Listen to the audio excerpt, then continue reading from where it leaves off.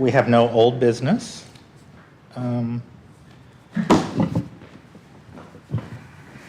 Moving on to new business, we'll start with the Sterling Capital quarterly reports from Blake. Good afternoon. Again, my apologies for last quarter. Billing snafu. I promise that won't happen again. I will pick up the phone and call Pam before I let that happen again anytime soon. But I do have the pleasure of going over the fiscal year-end numbers. And guys, it was a really strong finish to the year. It was a phenomenal year. Really, but you could throw a dart at pretty much any stock name in the S&P 500 or Russell 3000, and you certainly did very, very well this particular quarter. So very happy to see that, at least with our piece. Again, just for the edification, I know a couple of the trustees are fairly new, but sort of the evolution of this plan, I know we've kind of gone into it, but we currently have about 60% of the assets, but we manage essentially the domestic U.S. portfolio as well as the fixed income piece. And then we've augmented that with other asset classes, sort of either outside of our purview or that we've kind of diversified away from. So I'll focus my attention on sort of the U.S. markets and fixed income, and let Larry sort of round out the other asset classes. But at least in those two categories, it was phenomenal. If we go over to my material over behind, I believe it's tab 2 on page 8. And that's the blue book here. The slide's titled Asset Allocation, but it's really what I call the scorecard of all the major equity and bond indexes and how they've performed.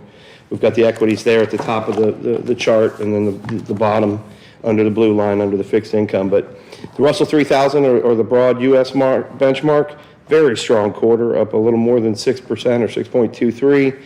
For the year to date, 9 months ended September, up a little more than 20.5%.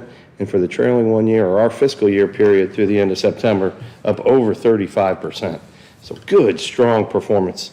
And really, as we continue to look at the various subsectors of the equity market, it really didn't matter where you were, right? Obviously, we talked a lot about how large growth has kind of led the way, and that certainly can be seen. They're the best performer, especially over the last year. You'll see the fourth row in there, the Russell Top 200 growth.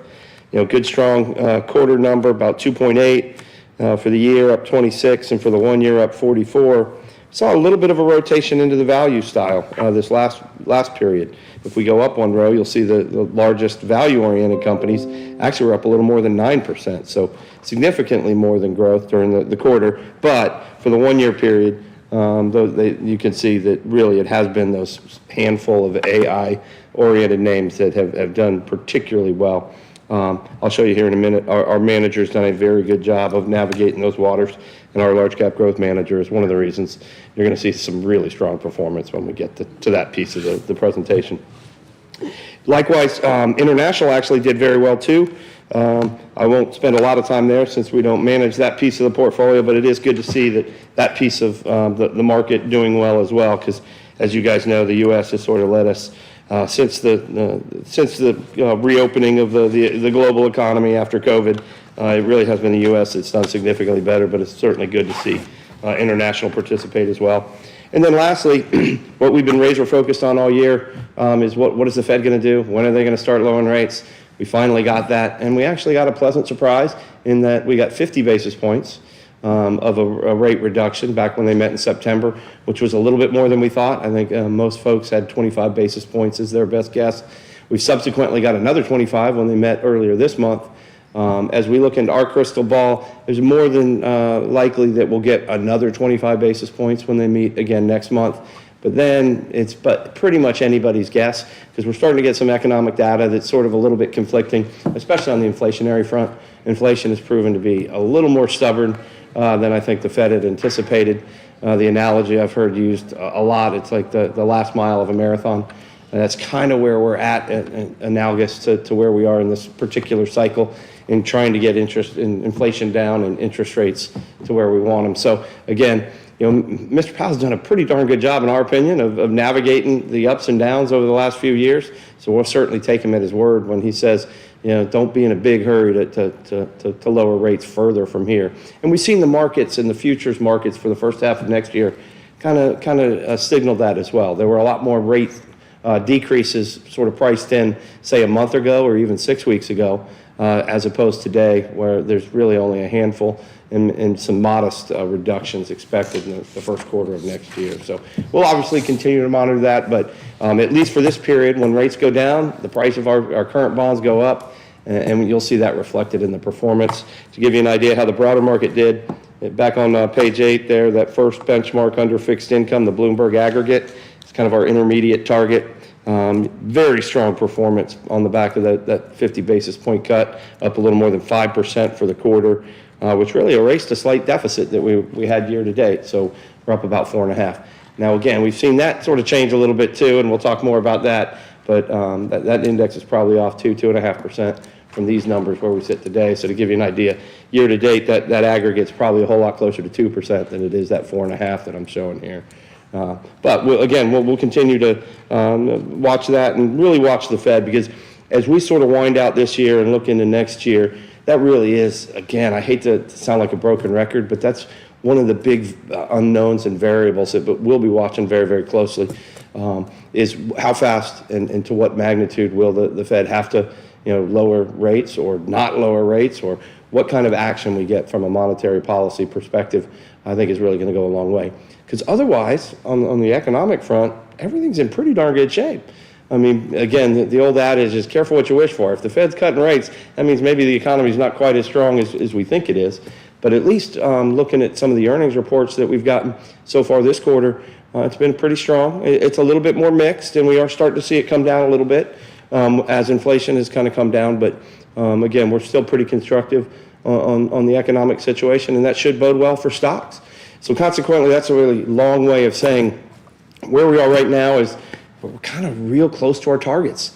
For the last 6 months, we've been slightly underweight stocks. You'll see that here in a minute, and that probably hurt us a little bit on a relative basis relative to our benchmarks and targets this last quarter, because again, stocks did continue to do very, very well, did better than bonds. So the fact that we were slightly underweight and a little more conservative hurt us ever so slightly, but we're very comfortable with that. These are pension assets. We really want to monitor the amount of risk we take as well as the return that we get for you, and we're very, very comfortable showing the kind of numbers that you're going to see here in a minute. So that's a long way of saying, we're really kind of very close to our targets right now, because there's nothing that really sticks out that says, hey, overweight stocks, or hey, we think this particular asset class is undervalued, overvalued. We have some small tweaks and some small bets in the portfolio, but nothing significant, and you'll see the targets are real close to our 52-48 mandate. So before I talk about your performance in a little more detail, any questions, comments, thoughts on sort of the bigger picture or what we see happening? The housing market seems like an oddball in everything. It has been one of the reasons inflation has been very, very sticky to come down. Rates have continued to stay pretty high. We've seen that. I mean, the mortgage rates are back up over 7%. They came down off of those 8% lows in the summer, and we were thinking, okay, maybe we're starting to get some normalization here, and then we saw them bounce right back up. It really is sort of a supply and demand issue at this point. I think a lot of the builders, because of the uncertainty over the last couple of years, have not been building permits and building new houses at a rate that we saw previous to the pandemic, candidly. And until we do, I mean, there's just more and more folks looking to buy houses. So it has been one of the variables. It's tough. That and wages are the two things I think that are it's hard to give a raise back. So once it's there, it's stuck, right? I guess you could, at least in theory, do it, but it's very, very difficult to sort of work your way through that. What we typically see is layoffs and a full-blown recession, but at least the way the Fed has sort of navigated this particular cycle, again, back at the beginning of the year, we were talking, are we going to get a hard landing or a soft landing? Well, as we sit here in mid-November, it's pretty much no landing. I mean, they've done a pretty darn good job of, just sort of gliding us down, bringing inflation under control without really forcing a recession. So we'll see what happens, next year, but, there's a lot of unknowns, but the two that we're watching most closely is housing and wages, as far as kind of getting to that 2% mandate that Mr. Powell has said he wants long-term inflation to be at. You could argue all day whether that's realistic or not, because even before his time, 2% wasn't a number. Longer term, 3% is a little closer, and that's kind of where we're at today. So, but we'll take him at his word and say he's going to be stubborn and try to get back down to 2. But Good luck trying to get that last mile, if you will. Blake, is there any discussion in your asset allocation group about small caps? Because you don't have very much allocated. Percent of the Russell 3000 was in large caps, maybe 25 and 15 in mid cap and small cap respectively. Those numbers are coming way down. I mean, it's more like 64, 65% in large caps, 8% or a little less, 12, 13% in mid cap, and then instead of being closer to 15, it's closer to 10. So conversely, we don't really like the asset class until we get a little bit more clarity. We like value a little bit more than growth in those particular sectors. But I think it's sort of a combination of the two, Larry. Small cap makes up a smaller allocation of our targets. And then secondly, right now we're still comfortable with the amount of uncertainty that's still in play. We're still comfortable being slightly overweight the quote unquote safer large cap names, and they're more visible earnings and they're more stability in their outlooks. It might be broken out a little different too in our reports versus yours, because what we're showing mid-cap equities that you've got about a 10% allocate, a little over 10% allocation to mid-cap, but only a 1.6 to small cap. And I'm just wondering if there might be some small caps in that mid-cap portfolio too. Yeah, we can take a look. I should have called you on this, talk about it, but we can talk about it later, but I'm just curious why, because and the reason I'm asking, I don't mean to interrupt your presentation, but we think that, especially post-election here, that if tariffs go in place, if tax cuts stay in place, those are pretty good advantages for small caps, and from a valuation perspective, small caps are pretty attractive. So, they're very attractive relative to large caps from a valuation point. That doesn't mean, they've been that way for quite a while, unfortunately, but, so that's why I was asking. We've had a little bit more focus. Yeah, and that sort of certainly led to why they're a smaller piece of the Russell 3. I think the other thing too, Larry, again, when we're 60%, we've got about, at least my report showing, closer to 10.5% in mid cap and 2.5% in small cap, which isn't that much less than what's currently in the Russell 3000. Okay. But again, when we overlay our 60% on the entire portfolio, that's when you get I down still to. show 10.6 in mid-cap, Okay. so, yeah, it's, Yeah, maybe. you've got some exposure, to some other than large cap. The small cap just stood out to me. It was very low. And I don't even know what your guys define as small cap, so. Yeah, it's probably, under 2 billion would be my guess if Yeah, maybe we had to 5 throw a billion number now, on it, The but market's doubled, so. yeah, it's probably pretty smaller, but I've had a couple managers come to me and want the capitalization restriction and the investment policy raised because the market's doubled. just let them run a little bit, get up to 15 or so. It used to, forever and a day, as you know, it was 1 to 10, right? And then you're right. I mean, small cap is probably closer to 15 billion now, but again, I'll go back and ask a question and see where we are, Larry. I don't know exactly, we meet every month and set that asset allocation. And again, I know we're slightly overweight small value relative to the benchmark, slightly underweight small growth, but pretty much in line, I think, with the overall weighting. But I'll ask them if, Yep. Well, in their numbers been opinion, great, so, it's not like, you I was haven't gonna missed say, anything yet. saying some of these numbers are just, Maybe this quarter, it would have been good to have a little bit more in small cap, but good number. at least from November 6th on, certainly probably would have helped. I don't know, October it probably hurt a little bit, but Sorry for the interruption. no worries. I really love the question, and I'll get with you, offline and see exactly what our strategy is there. So any other questions, comments on sort of the bigger picture before we talk about how you did? Okay, then let's talk about what's most important. And that starts on the next tab over on page 22. Again, we got the cash flows for the various periods. I'll just concentrate on the second and third column there, which are the quarter and the year to date. We came into the quarter at $20.3 million, had just under $500,000 of net distributions, $480,000 and change to be specific. Add the income to the capital appreciations and net out some fees, and we were at just under $21 million with our piece of the portfolio, or $20,927,000.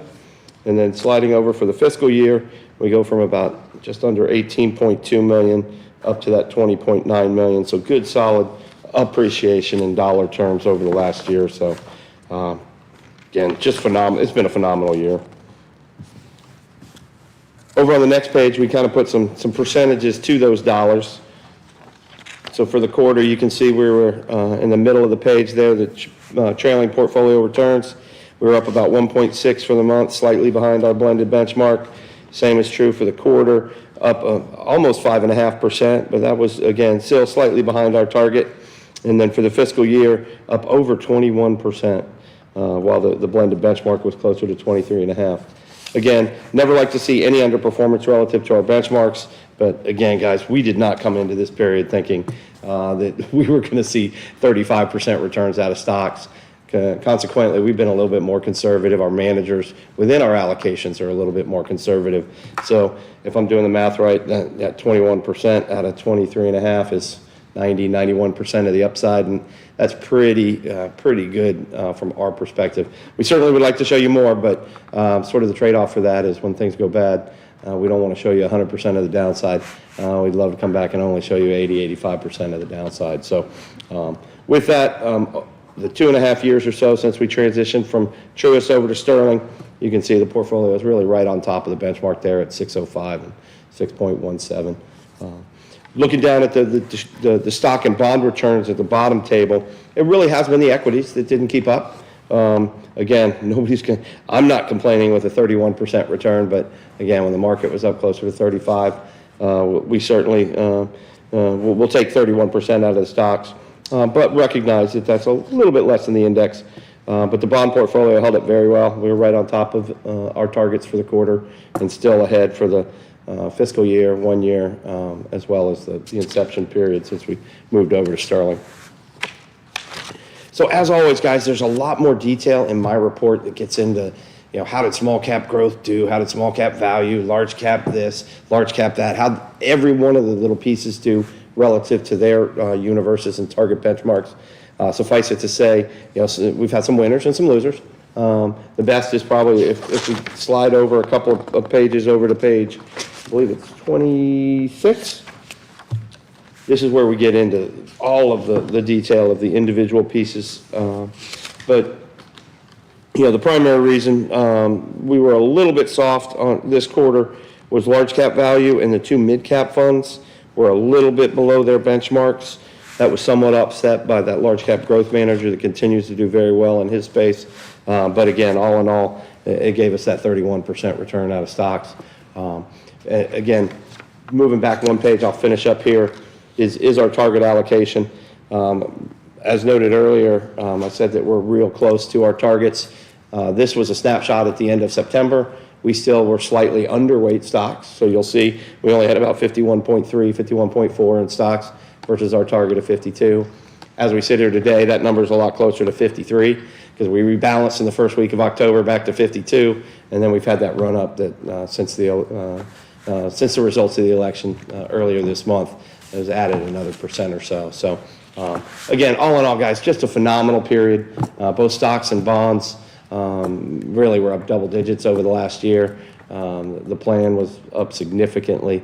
Again, we left maybe a little bit on the table compared to what some of the indexes might have given us, but again, this portfolio is not designed to outperform in that kind of environment, so we'll certainly take our 31% return out of stocks and call that a darn good year.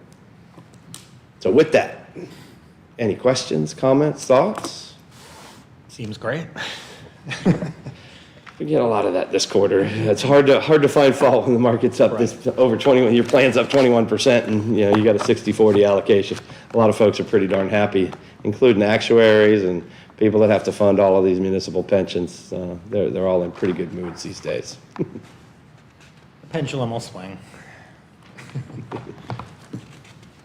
Well, thank you guys very much. As always, we appreciate your business. Thank you. Thank you for the report. Okay. So the next item for new business is the Burgess Chambers report. All righty. Let's see, why don't we start, we can start on page 3 of my report. I don't want to repeat a lot of what Blake covered on the overall market. Just point out on the top of that page, there was a big rotation in the third quarter from the growth-oriented Mag 7 tech stocks to the S&P 493, I guess would be the way I'd put it. There was a nice rotation. I think I'd mentioned it's very hard to keep up with these benchmarks when they were so dominated and so concentrated in just a few names. So if it broadened out, I thought you would do better. It did, and you've got some good numbers.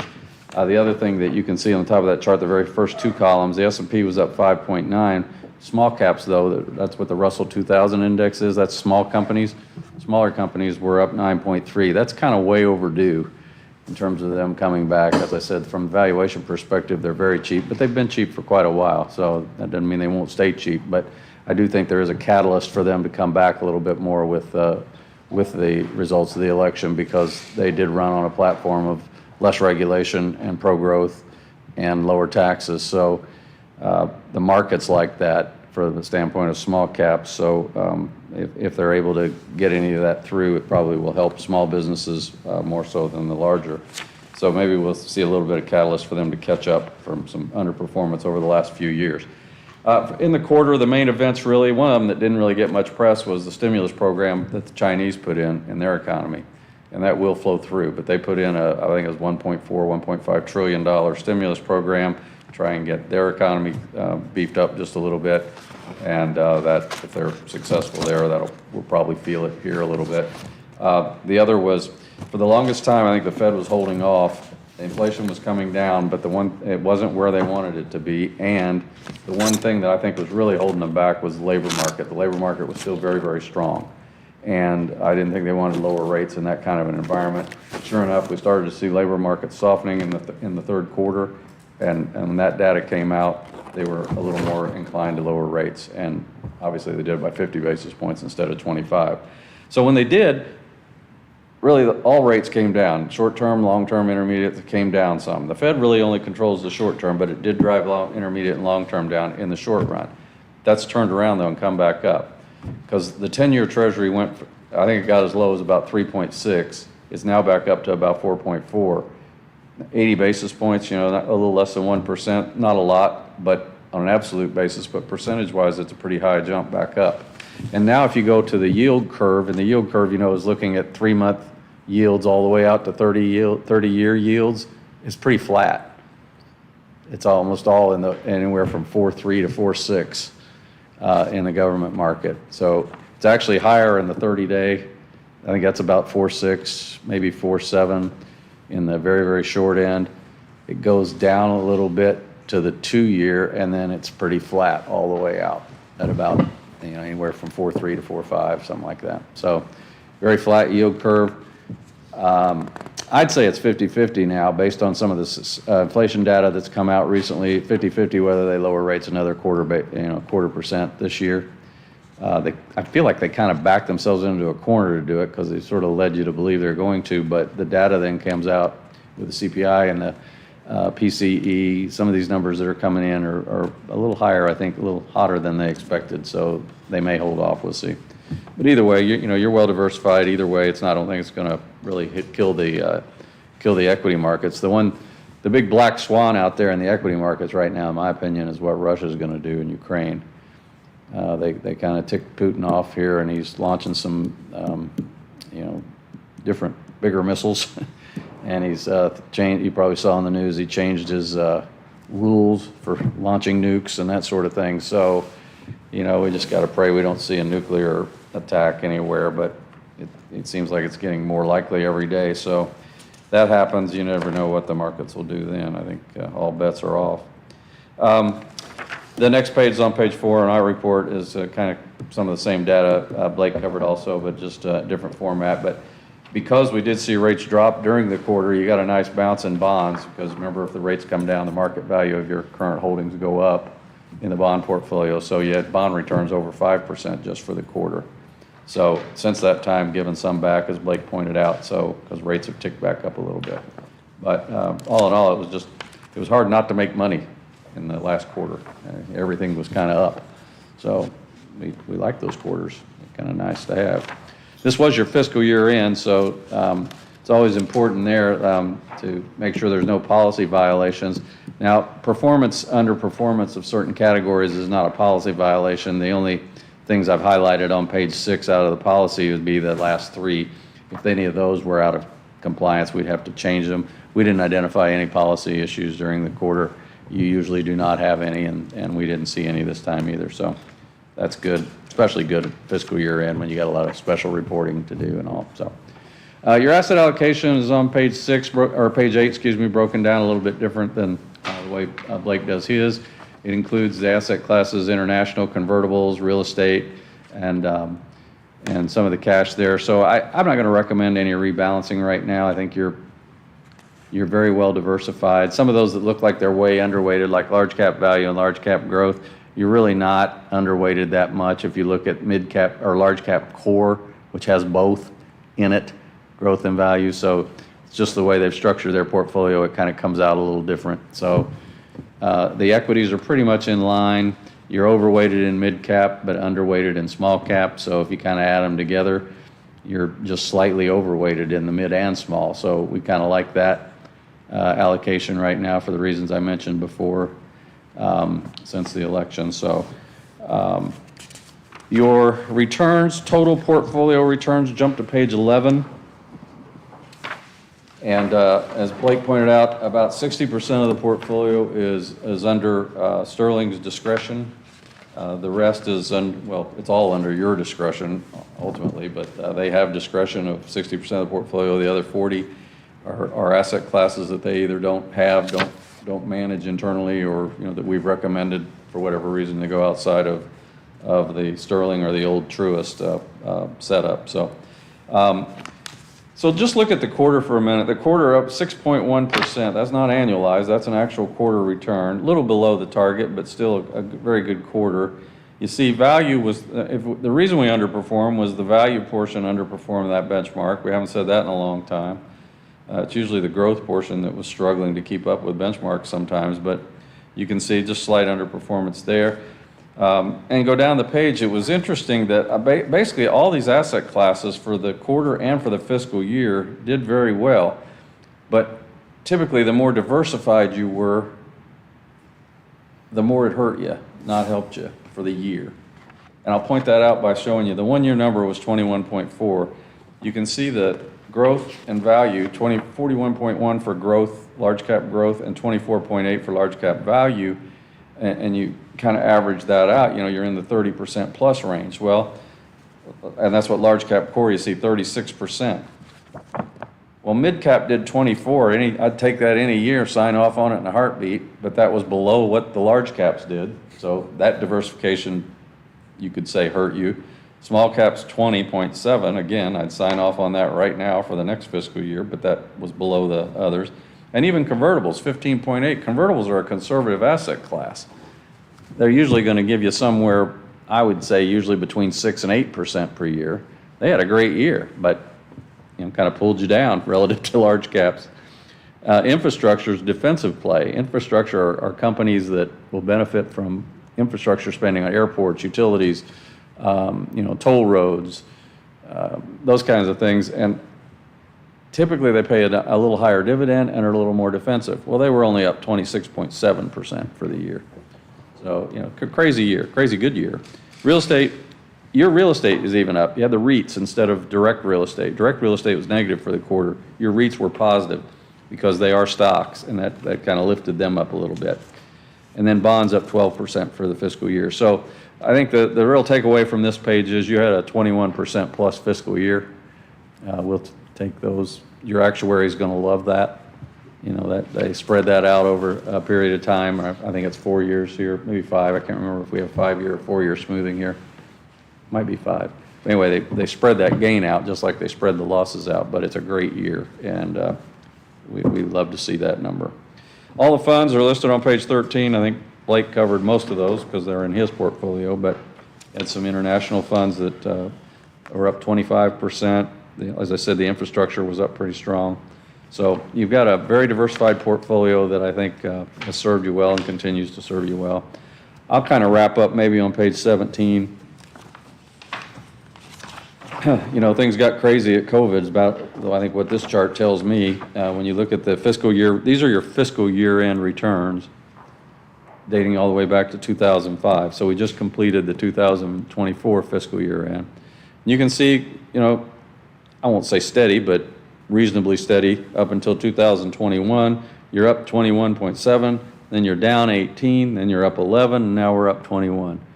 I think we're still seeing effects of COVID in some cases, supply chain issues maybe.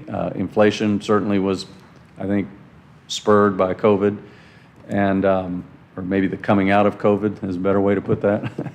And I just hope in the next, I don't know, maybe it's this administration, next term, whatever, that we see a little bit more stability in markets. As much as I love the 21% return, I don't want to see a minus 21 next year. And with Putin sitting over there with his fireworks ready to go, I'm concerned that could happen. But I think the odds of that are low, fortunately. But either way, that's why we stay diversified and try to protect the portfolio, as Blake pointed out. Our job really is to help you get to the assumption rate that the actuary is using, which is it 7 or 7.5? 7.5. Try to long-term make that return annualized and do so with as little risk as possible. And that's that's how you've been structured, and you've weathered a couple pretty bad storms pretty good. So I think we're in good shape. So I don't know why I feel like I was gloom and doom, but the reality is you had a great fiscal year, and I want you to walk out of here thinking, smiling, because you did have a good fiscal year. There's a lot of things out there on the horizon that have me a little nervous right now. Not the least of which is valuations in the stock market right now, period. They're high. They're very high.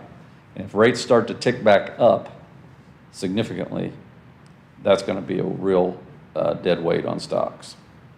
But I don't anticipate that happening, but it could.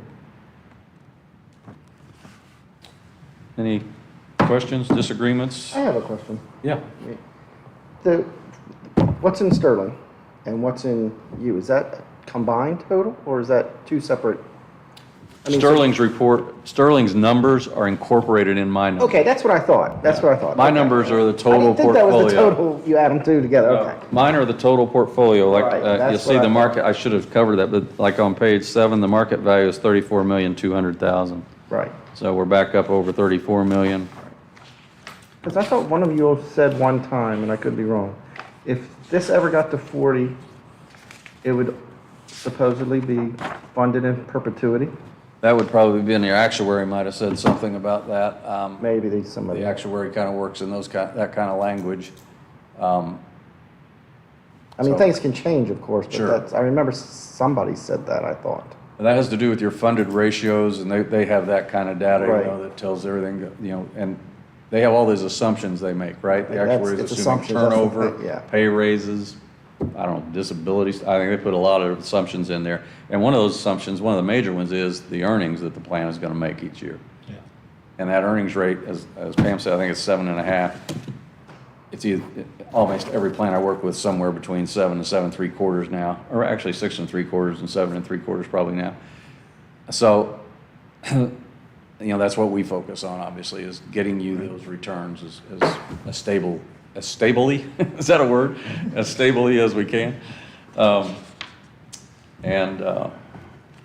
He would be the person to probably say a comment like that. Now you say that I do remember, I think that's where it came from. We're getting, we're working there, that's for sure. I think we were over 30, we had cupcakes or whatever, dropped down, then we went up again, so we had another round of snacks. So I guess maybe at 35 million, I'll bring in some cookies or something, celebrate. Plan the, like I said, might be there right now. That's a great idea. Yeah, after today. oh yeah, actually probably are. Pretty close to 35. We probably are, as we sit here today. Well, we gotta finish. Yeah, there's a lot to go before the quarter's over, but yeah. And the numbers coming out are so conflicting, Like NVIDIA released their earnings last night. Their earnings were fantastic, and they grew them by 97% from last year. But their previous year it was 200%. So they got knocked down a little bit, but then it was back up. Last I looked, I don't know where it is now. I didn't see it today. I did see it traded off on the number though. But when I say conflict, I was thinking yesterday, Walmart came out with great earnings. Things are really hopping there. Target came out and lost 30% of their value yesterday because they missed their target so far. Now, you'd think Target and Walmart And what the Target CEO is saying that, number one, they went after, they were anticipating that strike, the dock strike would last longer, so they built up their inventories rather substantially. So they're sitting on a bunch of inventory. They're also saying that the shopper, today's shopper, is being much more,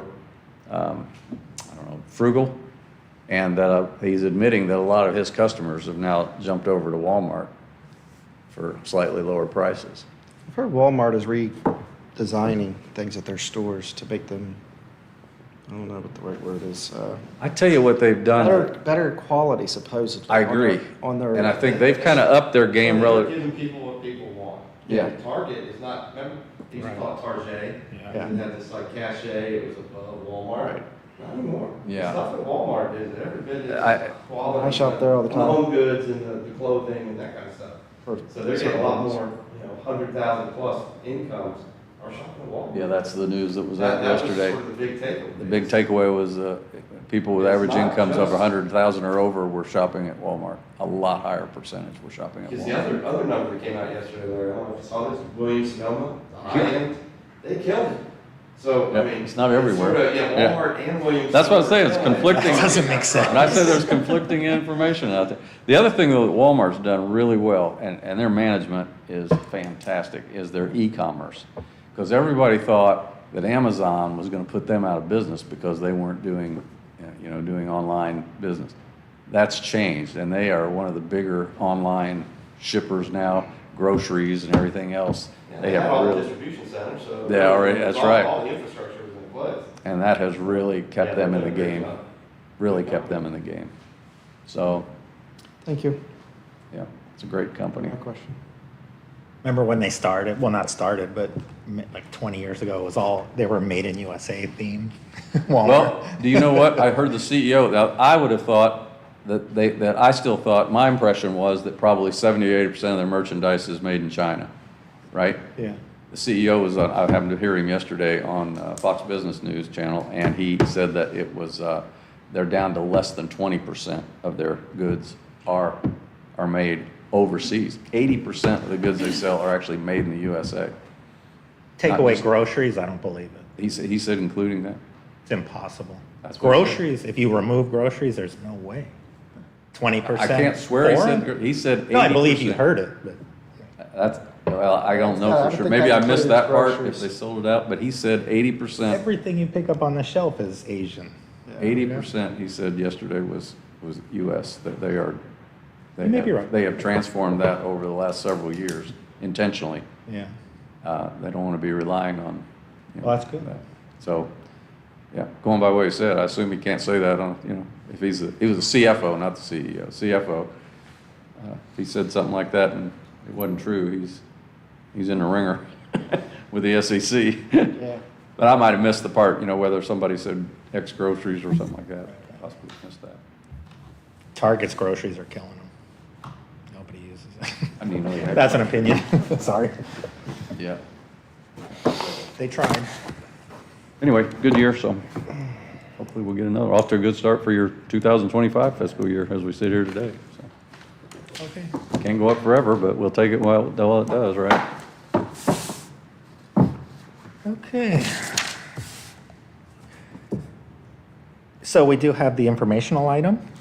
I'm not sure who's, It's in the packet. It's a Sugarman, Suskin, Braswell, Herrera, Board of Legislative 2024.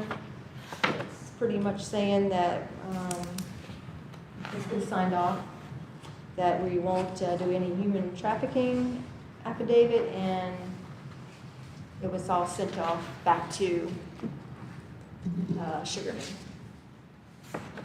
It's just informational that it was completed. yeah. And the next quarterly meeting is February 20th, 2025. And Correct. any more comments, suggestions, anything? Hopefully it'll be in the new building. We will definitely let you know for sure. I was telling everybody, as soon as I find out, I'll let you know. It's right about when we should be moving, or so they say. All right, so meeting's adjourned.